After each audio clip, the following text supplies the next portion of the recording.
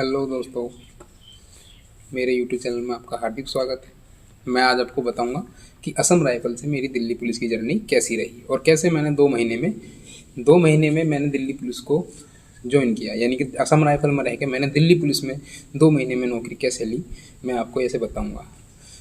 आपको पता ही होगा कि 1 सितंबर को दिल्ली पुलिस की वैकेंसी आया था, यानी कि 1 सितंबर 2023 में वैकेंसी आया था दिल्ली पुलिस का।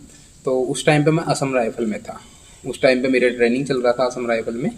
तो वहाँ पर मैं ट्रेनिंग चल रहा था, तो मैंने अपने भाई से बोल दिया था कि मेरा फॉर्म फिल करा देना, क्योंकि मैं तो वहाँ पर था। तो वहाँ पर भाई इतना टाइम तो मिलता नहीं है कि तुम फॉर्म फिल करा दो यार, बाहर जाने की परमिशन नहीं रहता ये चीज़ों में। ठीक, मैंने अपने भाई से बोला कि मेरा फॉर्म फिल करा देना आगे। तो नवंबर में पेपर स्टार्ट हो गए थे, शायद 14 नवंबर से पेपर एग्ज़ाम स्टार्ट हो गए थे। तो नवंबर है, मैं सितंबर अक्टूबर, तो मैं अक्टूबर में, हाँ, 2 या 3 अक्टूबर को छुट्टी लेकर आया था वहाँ से। छुट्टी मैं किसी और रीजन से लेकर आया था भाई, कुछ ना कुछ रीजन तो बताना पड़ता है कि किसी डिपार्टमेंट में, तभी वो छुट्टी देते हैं। तो मैं 15 दिन की छुट्टी मैंने लिखी थी वहाँ पर, लेकिन उन्होंने 15 दिन की छुट्टी नहीं दी थी। क्योंकि ट्रेनिंग के दौरान कभी तुम्हारे तो 15 दिन की छुट्टी नहीं देंगे, केवल 10 दिन की, मैक्सिमम 10 दिन की छुट्टी देते हैं वे। तो मुझे वहाँ पर उन्होंने 15 दिन की छुट्टी तो नहीं दी, लेकिन 10 दिन की छुट्टी उन्होंने मुझे दे दिया। तो मैं अक्टूबर में आया और 10 दिन छुट्टी लेकर आया था। लेकिन मेरा पर्पज़ ये था कि मैं छुट्टी लेके आऊँगा और मैं वहाँ पर तैयारी करने के लिए रुक जाऊँगा। तो मैं यहाँ पर छुट्टी लेके आया। तो मैं आने के बाद यहाँ पर पढ़ने लग गया, पढ़ाई करने लग गया। लगभग मुझे 15 दिन ओवर हो गया, यानी कि मैं 15 दिन OSL हो गया, यानी कि छुट्टी लेकर जो आया उससे OSL हो गया 15 दिन। उसके बाद मेरे पास फ़ोन आता है असम राइफल से कि आप क्यों नहीं आए।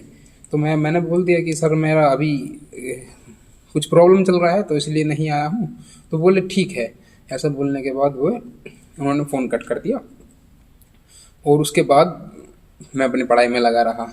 तो मेरे पास टाइम कम था और सब चीज़ में भूलना पड़ा था, सब कुछ भूल जाता है ट्रेनिंग के दौरान। भाई हर बंदा, अगर मैथ तुमने अच्छे से पढ़ रखा है तो वो चीज़ तो ठीक रहेगा कि हाँ तुम्हारा सब कुछ याद रहेगा, मैथ वगैरह। लेकिन GS तो ऐसी चीज़ है, तुम भूल जाते हो उन चीज़ों को। GS तो मैं सारी भूल गया था, लेकिन मेरे पास लगभग एक से 1.5 महीना था।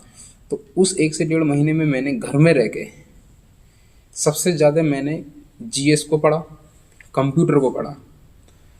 GS में क्या का पढ़ा, स्टैटिक जीके, क्योंकि स्टैटिक जीके दिल्ली पुलिस में सबसे ज़्यादा आता है। सबसे ज़्यादा दिल्ली पुलिस में स्टैटिक जीके ही आता है। जो GS में देखी जाए तो स्टैटिक जीके में मैंने जीके में मैंने स्टैटिक जीके पढ़ा और हिस्ट्री वगैरह से भी क्वेश्चन थे, लेकिन पॉलिटी से ज़्यादा क्वेश्चन थे। तो पॉलिटी भी काफ़ी अच्छा पढ़ा था मैंने। और मैंने कंप्यूटर 2 टाइम पढ़ा, एक मॉर्निंग में एक इवनिंग में। मॉर्निंग में जैसे सब करंट पढ़ते हैं ना सब लोग, उस टाइम पे मैंने करंट, मुझे पता था कि SSC के पेपर में करंट का वेटेज कम रहता है, या 3 से या 4 क्वेश्चन बस करंट इतना आता है। उसमें भी पता नहीं कि 2019 की पूछ ले या 2000 यानी कि 1 साल पहले की पूछ ले या 3 साल पहले की पूछ ले, ये पता नहीं रहता। ठीक, इसलिए मैंने करंट को नहीं पढ़ा ज़्यादा। कंप्यूटर को मैंने 2 टाइम पढ़ा इसमें, क्योंकि भाई मेरे कंप्यूटर में ज़्यादा नहीं थे। मैं आपको स्कोर कार्ड यानी कि आगे की वीडियो में दिखा दूंगा अपने दिल्ली पुलिस का। तो देखो मेरे 9 क्वेश्चन थे कंप्यूटर में। तो आप भी अगर मेहनत करोगे तो आप 10 में 10 में ले आओगे, पता नहीं 10 में 10 ले आओगे अगर मेहनत करोगे तो।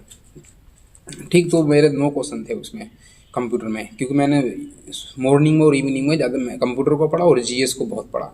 मैथ मैंने पहले अच्छा पढ़ रखा था। मैंने कि पहले जब मैंने ग्रुप D का एग्ज़ाम दिए थे, मैं SSGD के 2-3 एग्ज़ाम निकाले हुए थे, तो मैंने मैथ काफ़ी अच्छा पढ़ रखा था। तो मैथ को मैंने इतना वो नहीं दिया। रीजनिंग तो मैं नॉर्मल था, रीजनिंग इसलिए नहीं पढ़ा। तो फिलहाल मैंने एग्ज़ाम दिया, तो 17 नवंबर का मेरा एग्ज़ाम था शायद, मेरे याद नहीं आ रहा, 17 नवंबर का ही था। तो मैंने एग्ज़ाम दिया, तो एग्ज़ाम में मेरे ठीक ठाक हो गया, यानी कि मैंने 84 क्वेश्चन अटैम्प्ट कर दिए एग्ज़ाम में। ठीक, एग्ज़ाम में 84 अटैम्प्ट करने के बाद तो मुझे पता था कि मेरा ठीक ठाक नंबर है। तो मैंने रनिंग भी स्टार्ट कर दी थी तभी ही, रनिंग भी यहीं रह गई रनिंग। और मैं OSL हो गया था भाई, अपनी ट्रेनिंग पर छुट्टी लेकर आया था तो लेट हो गया था, 2-3 महीना लेट हो गया था। तो क्या हुआ, रनिंग सब, यानी कि उसका मेरे 84 क्वेश्चन अटैम्प्ट किए मैंने, तो मेरे 73 मार्क्स, रो मार्क्स मेरे ठीक हो गए।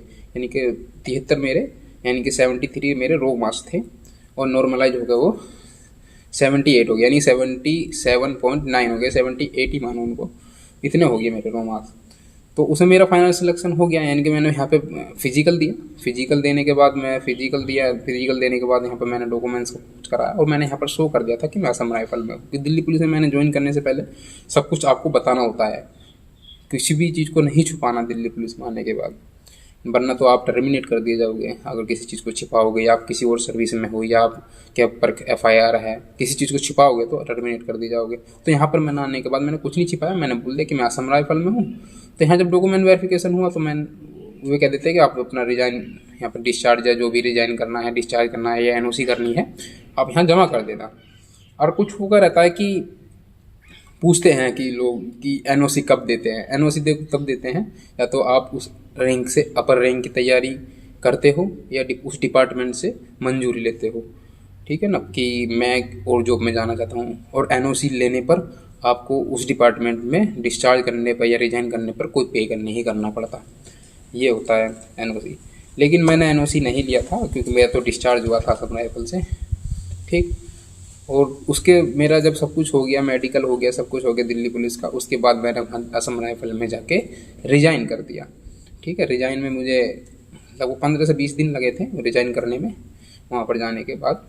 और जो भी प्रोसेस होता है भाई, अगर तुम कोई OSL होते हो, लेट होते हो, छुट्टी से गए थे लेट हो के, तो वो तो भाई सीधी सी बात है, हम अपने अपने डिपार्टमेंट का जो भी कोई क्या रिएक्शन करता है, क्या प्रोसेस चलता है, वो अलग चीज़ है, ठीक है।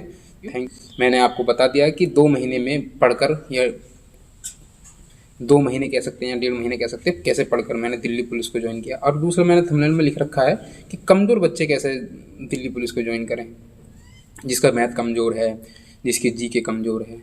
देखो कमज़ोर सबकी होती है, सारी बात ये है, सब कमज़ोर होते हैं, सब कुछ एक इतने से पॉइंट से चलकर इतना बड़ा पॉइंट, यानी कि एक 0 से हीरो बनने का सफ़र रखते हैं, ठीक है। यही आपका वो है। अगर आप थोड़े भी कमज़ोर हैं किसी चीज़ में तो उस चीज़ में ज़्यादा मेहनत करिए। जैसे कि किसी का मैथ कमज़ोर है तो मैथ ज़्यादा पढ़िए, ठीक है।